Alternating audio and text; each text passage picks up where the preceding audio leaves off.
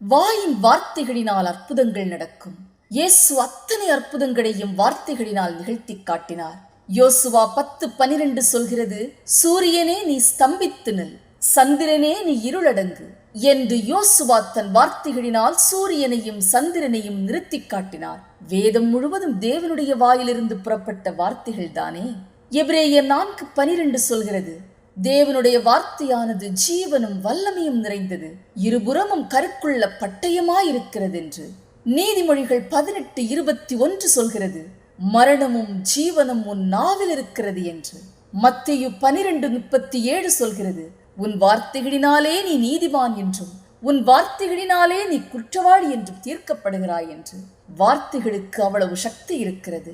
உன் வாயின் வார்த்தைகளின்படியே உனக்கு ஆகக்கடவது என்று வேதம் நமக்கு போதிக்கிறது. நீங்கள் எதுவாக மாற வேண்டுமென நினைக்கிறீர்களோ அதை வார்த்தைகளில் சொல்லிக்கொண்டே இருங்கள். எப்போதும் அதை இருதயத்தில் சிந்தித்துக் கொண்டே இருங்கள்.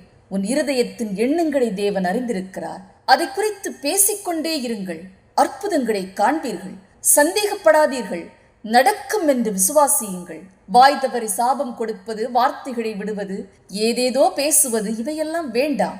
நல்ல நேர்மறையான வார்த்தைகளை மட்டும் பேசுங்கள். உன் வாழ்க்கையில் அது பிரதிபலிக்கும். நீ எதை விதைக்கிறாயோ அதை கண்டிப்பாக ஒரு நாள் அறுவடை செய்ய போகிறாய் என்பதை மறந்து விடாதே. மற்றவர்களுக்கு பிரயோகப்படுத்தும் வார்த்தைகள் உனக்கும் உன் பிள்ளைகளுக்கும் வரும் என்பதை மறந்து விடாதே. மறைவிடத்தில் நீ பேசினாலும் ஒரு நாள் வெளிச்சத்தில் உனக்கும் உன் குடும்பத்திற்கும் தேவன் அதை செய்ய போகிறார். கவனமாக இருங்கள். வார்த்தைகள் அதிசயங்களை நிகழ்த்தி காட்டும். அற்புதங்கள் நடக்கவில்லை என்றால் அதை உங்கள் வாயினால் விசுவாசத்துடன் சொல்லுங்கள்.